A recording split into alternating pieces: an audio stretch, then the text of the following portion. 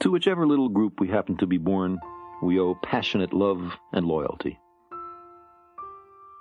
Members of other groups are beneath contempt, deserving of rejection and hostility. That both groups are of the same species, that to an outside observer they are virtually indistinguishable, makes no difference.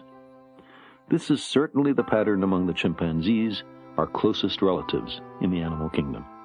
This way of viewing the world may have made enormous evolutionary sense a few million years ago, however dangerous it has become today.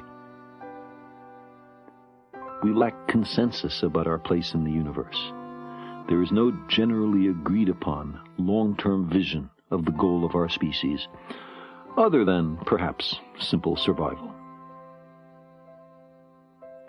Especially when times are hard, we become desperate for encouragement, unreceptive to the litany of great demotions and dashed hopes, and much more willing to hear that we're special, never mind if the evidence is paper-thin. A principle of mediocrity seems to apply to all our circumstances.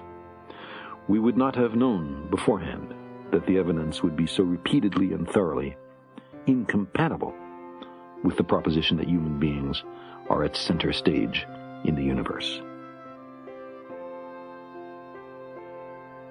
But what is the alternative? Obdurately to pretend to certainty in an uncertain world? To adopt a comforting belief system, no matter how out of kilter with the facts it is?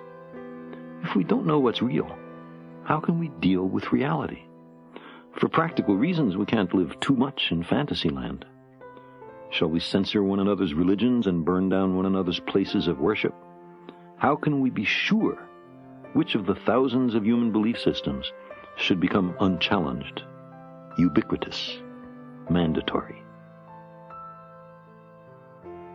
Religions contradict one another on small matters such as whether we should put on a hat or take one off on entering a house of worship, or whether we should eat beef and eschew pork or the other way around, all the way to the most central issues such as whether there are no gods, one God, or many gods. Science has taken away our religion, he laments.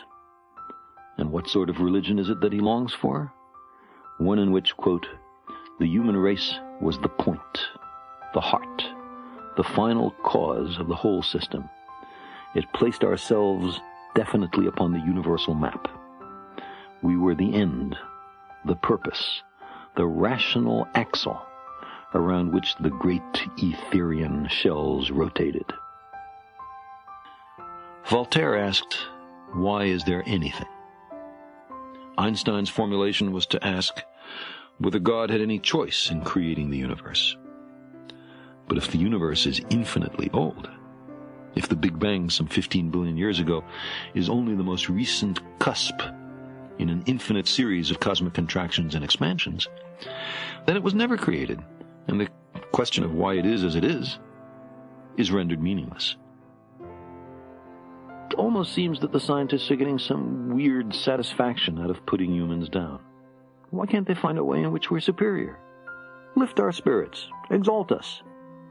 In such debates, science, with its mantra of discouragement, feels cold and remote, dispassionate, detached, unresponsive to human needs.